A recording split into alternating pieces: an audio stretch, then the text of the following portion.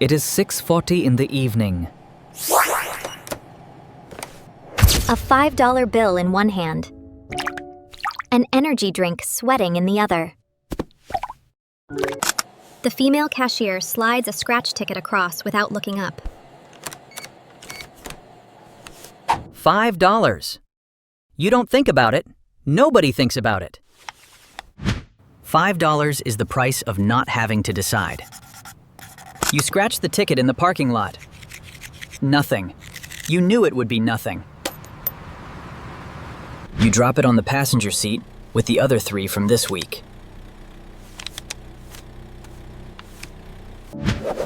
By tomorrow, you will not remember this happened. That is the entire point of $5. It is the exact amount that vanishes without leaving a mark. Now hold that $5 in your mind, because this is a story about that same $5 every single day for 40 years. And about the 2 different people it quietly decides you will become. You are 25.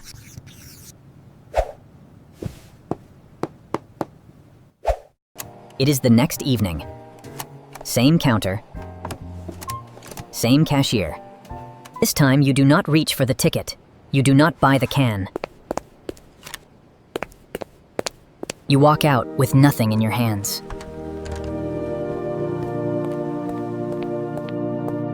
You sit in the car and open an app you downloaded the night before. You move $5 into an index fund.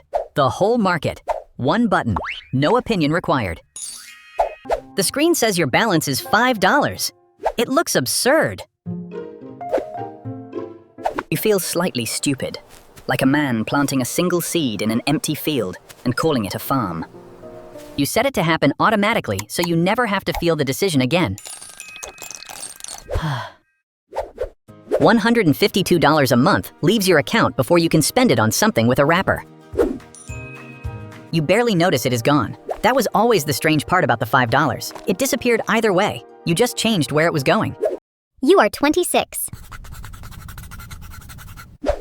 1 full year has passed.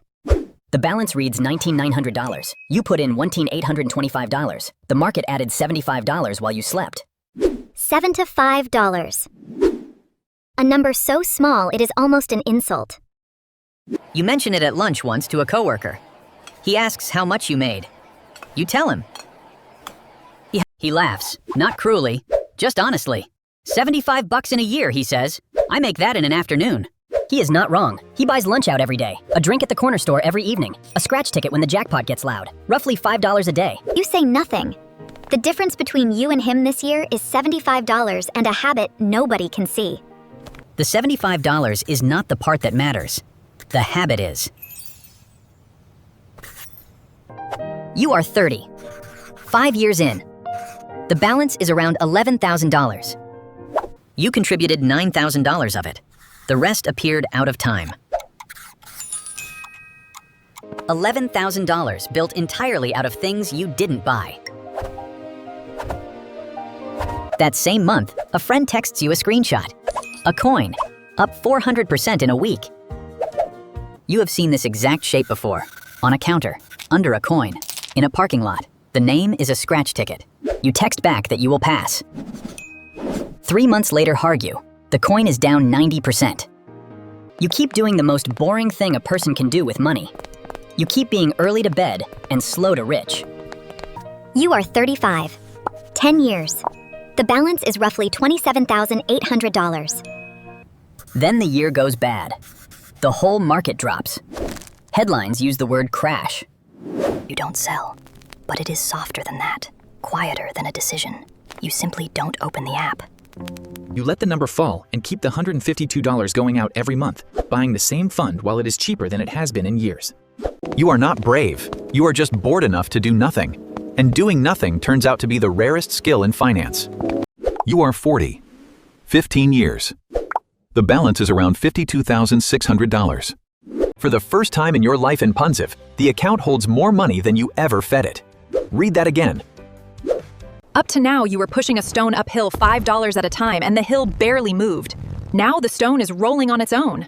And your only job is to not stand in front of it. coworker gets laid off that spring. They have nothing behind them. Nothing between them and the first missed paycheck but the next one. You have a number you have never touched of Stades, sitting quietly in the background. The $5 was never only about some far-off retirement. It was always also a wall between you and the version of a bad year that ends in panic. You don't tell him about it. You buy his lunch and say nothing. You are 45. 20 years. The balance is about $89,000.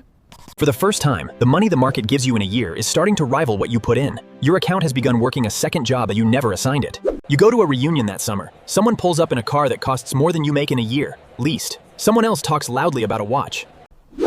You drive the same paid-off car you have had for 8 years. The one that owes you nothing. Your old coworker is there, the one who laughed at your $75. He asks how much is in there now. You tell him. The table goes quiet. You changed the subject. The $5 was never loud. It was the one thing in the room that never needed to be. You are 55. 30 years. The balance is around $226,000. Memberships. You have contributed about $55,000 in total across 3 decades, in increments small enough to lose in a couch. The account now grows more in a strong year from its own size than you could add by hand if you doubled your contributions. You have become a passenger to your own balance. The thing you built is now bigger than the building of it. You are 65. 40 years from the evening you didn't buy the scratch ticket. The balance is about $531,000. Of that $500,000, the amount you actually contributed, $5 at a time, every day, for 4 decades, is $73,000. The other $458,000 is growth. Money you never earned, never worked an hour for. You did not get lucky. You did not pick a winner. You did not time anything. You skipped a scratch ticket and a cold can 40,000 times in a row and let the smallest possible amount sit in the most boring possible place for the longest possible time. That is the entire mechanism. There is no second secret. Slowness was the price, and almost nobody is willing to pay in a currency that takes 40 years to clear. This is why most people fail. Your old coworker retires the same year you do. Same job. Same salary the whole way. He spent his $5 a day on 1,000 small comforts he enjoyed in the moment and cannot point to now.